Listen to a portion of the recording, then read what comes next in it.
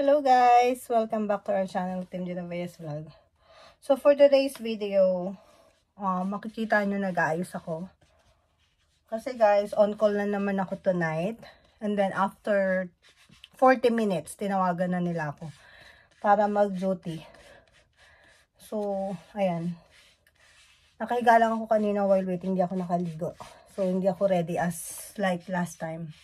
So, dito guys, papadalas na yung on-call natin, on-call, and sometimes naka-cancel yung mga, may mga some travel nurses tayo or from agency, so naka-cancel sila. So napapansin namin ngayon, since last month, bumababa na yung census. It means, hindi na ganun kadami yung patient, which is positive, which is wala ganun nagkakasakit, walang accident, ganyan. Pero this time, this shift, they call me to work in trauma ICU.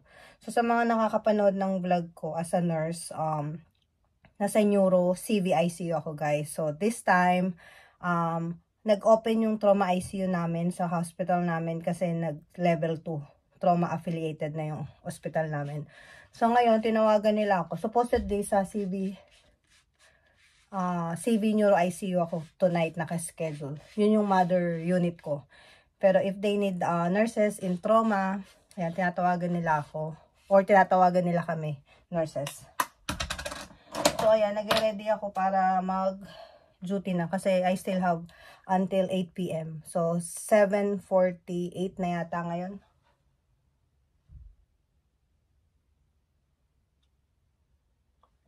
Nung nakaraan naman guys, yung sa unang video natin, pinauwi naman nila ako ng maaga.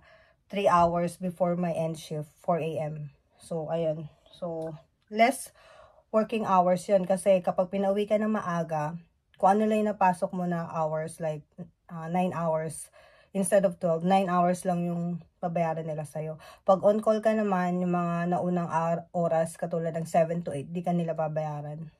Babayaran ka lang nila ng on-call pay na $5 per hour.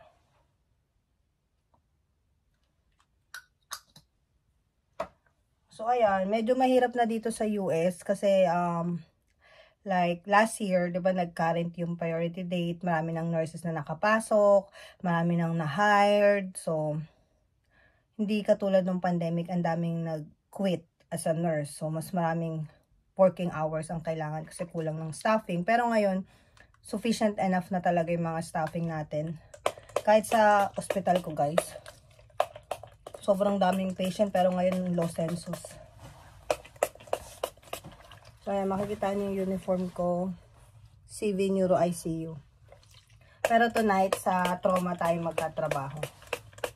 So ayan lang. So sa mga nurses dito sa United States, budgeting is the key. So wala na ganong overtime, and then taas ng cost of living, ang mamahal ng bilihin.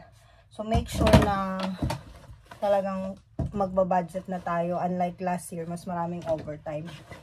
So, ayan guys, for today, sana may natutunan kayo sa experience ko dito as a nurse. Thank you for watching!